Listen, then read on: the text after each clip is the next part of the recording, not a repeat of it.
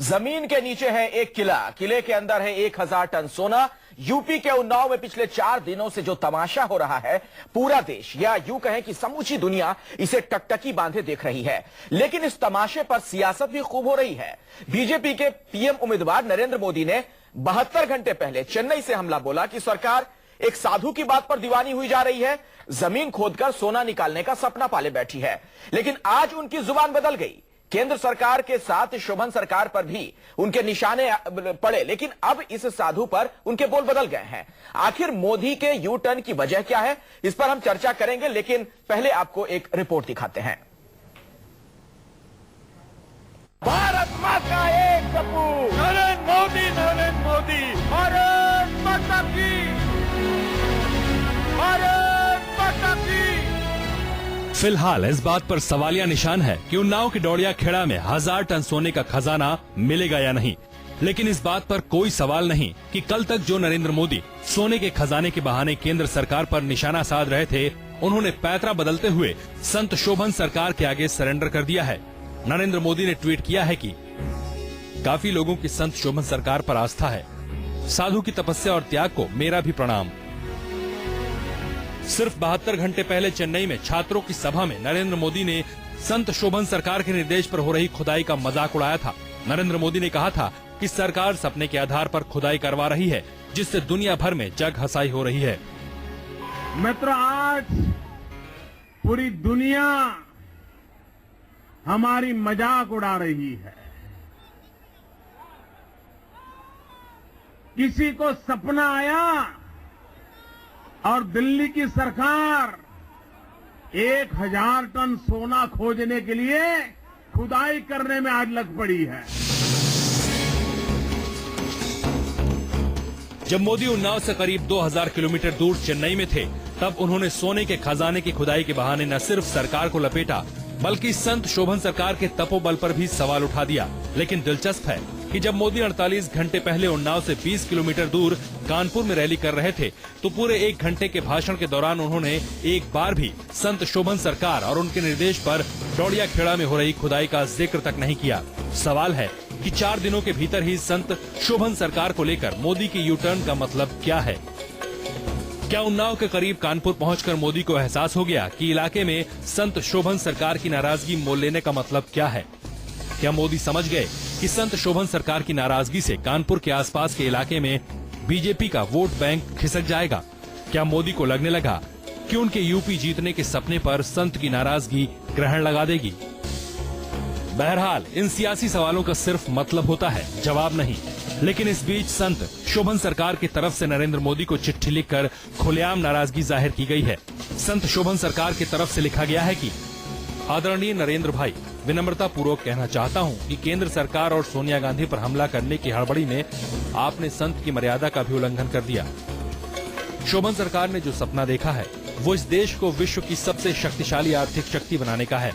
आप जैसे प्रभावशाली नेता से गुजारिश है कि अनर्गल प्रलाप करके समय बर्बाद न करें।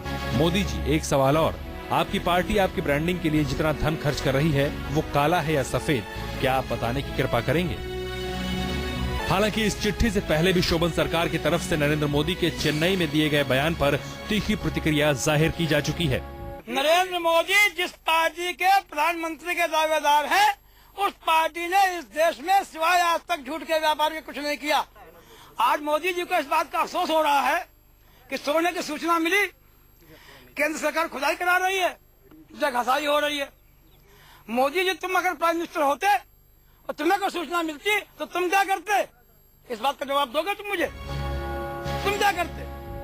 बहरहाल खजाने पर संत बनाम मोदी की जंग में कांग्रेस भी कूद गई है। कांग्रेस ने नरेंद्र मोदी को नसीहत दी है कि वो संत शोभन सरकार की इज्जत करना सीखें। और करनी में सदा फर्क रहा है।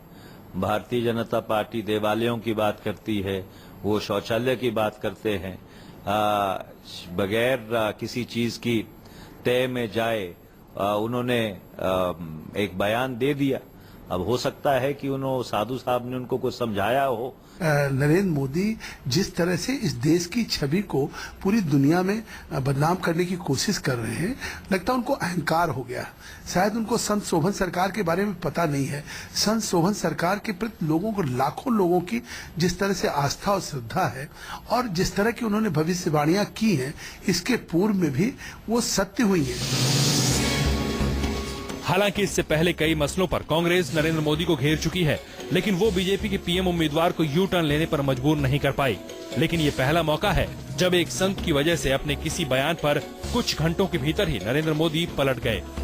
इसे आप यूपी में संत शोभन सरकार के मायने और वोट बैंक का खेल कह सकते हैं। अहमदाबाद से भूपेंद्र सिंह के साथ मानस श्रीवास्तव, लखनऊ, न्यूज 24।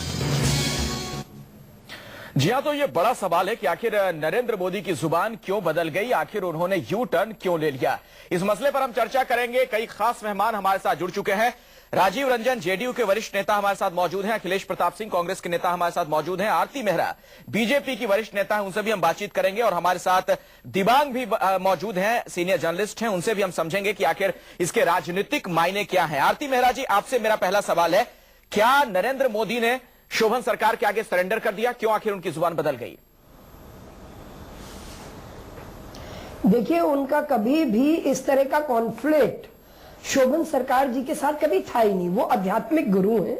उन्होंने एक बात की, उनकी सारी बात ये थी आरती जी कि देश आरती जी मैं वो लाइन एक बार आपको पढ़ के सुना रहा हूं जो नरेंद्र मोदी ने, सुन लीजिए, नरेंद्र मोदी ने अपने भाषण में जिस चीज का जिक्र किया, उन्होंने कहा कि पूरी दुनिया मजाक उड़ा रही है, किसी को सपना आया और दिल्ली की सरकार खुदाई में जुट गई। तो किसी को सपना आया, शोभन सरकार को के लिए ही तो कहा गया था ना, किसके लिए कहा गया था? मोदी की तरफ से। तो लेकिन दिल्ली सरकार जुट गई एक सपने में।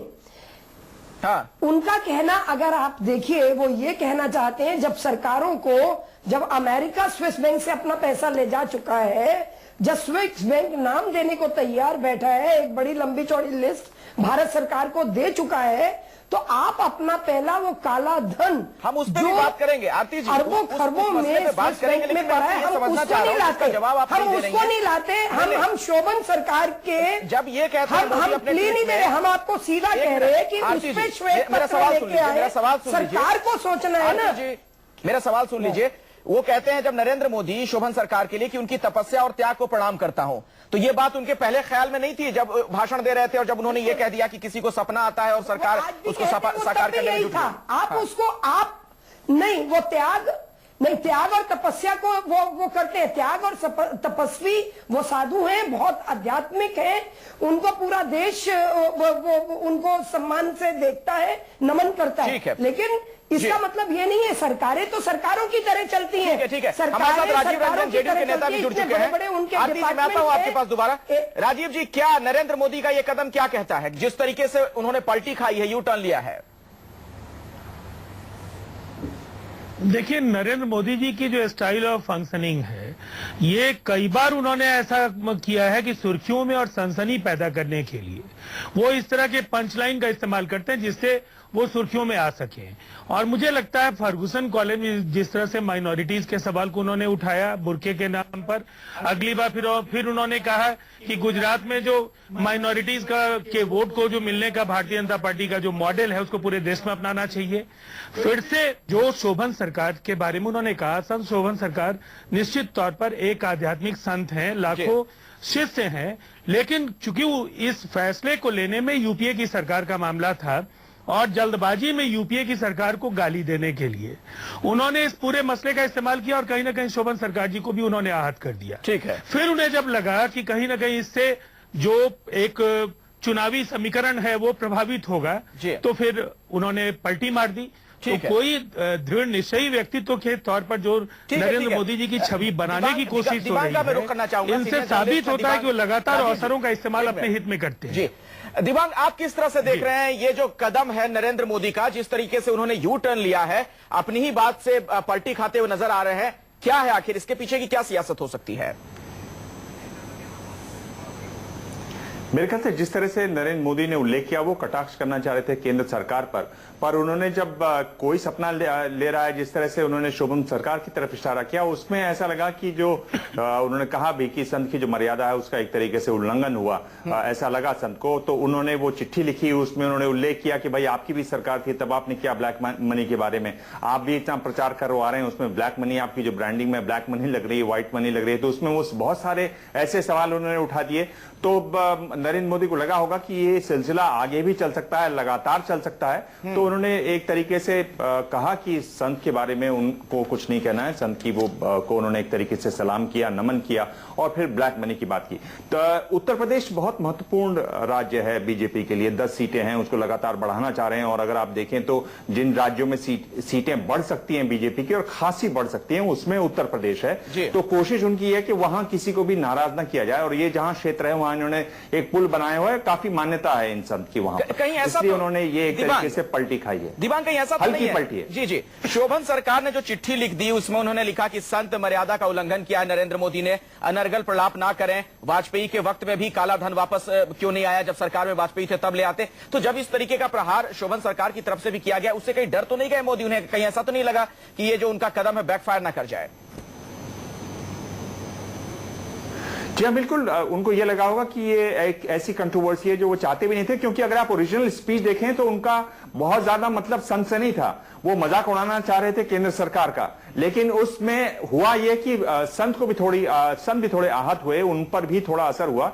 तो उनके आश्रम की तरफ से जो चिट्ठी आई उनको ऐसा लगा होगा कि ऐसा ना हो लगातार चिट्ठी दर चिट्ठी आती रहे और बहुत सारे सवाल वो उठाए जा सकते हैं वहां पर। और उनके जो संशोधन के जो प्रवक्ता हैं सरकार साहब के, वो भी लगातार इस तरह की बातें कर रहे हैं कि भाई ये पार्टी ने क्या किया, ये हल्ला करवाती है, दंगे करवाती है, इसने इनका भी जमाना था तब क्यों नहीं ब्लैक मनी लेकर आए। तो लगातार वो इस तरह से सवाल उठाते और उसमें ये लगता कि भाई आप अगर प्रधानमंत्री होते तो क्या करते। तो उसमें बहुत सारी ऐसी चीजें जिससे वो बचना चाह रहे थे। मेरे ख्याल से एक उन्होंने डिसीजन लिया, थोड़ा मुश्किल रहा होगा, लेकिन उन्होंने कुल मिलाकर ठीक ही डिसीजन लिया अपने लिए, बीजेपी के लिए, नरेंद्र मोदी के लिए। मुझे लगता है कि ये ठीक डिसीजन है, क्योंकि उत्तर प्रदेश बहुत महत्वपूर्ण राज्य है। हाँ, डिफेंस मैकेनिज्म का ये हिस्सा नजर आता है। चलिए ठीक है, आपसे आरती मेहरा जी मैं समझना चाहूंगा, कानपुर में जब भाषण देते हैं यही नरेंद्र मोदी, तो वहां पर उन बातों का वो जिक्र नहीं करते हैं जिस तरह से उन्होंने प्रहार किया था, एक खजाने को लेकर जो बातें कही थी। इसके पीछे क्या वोट बैंक की राजनीति है? मंशा तो यही दिखती है।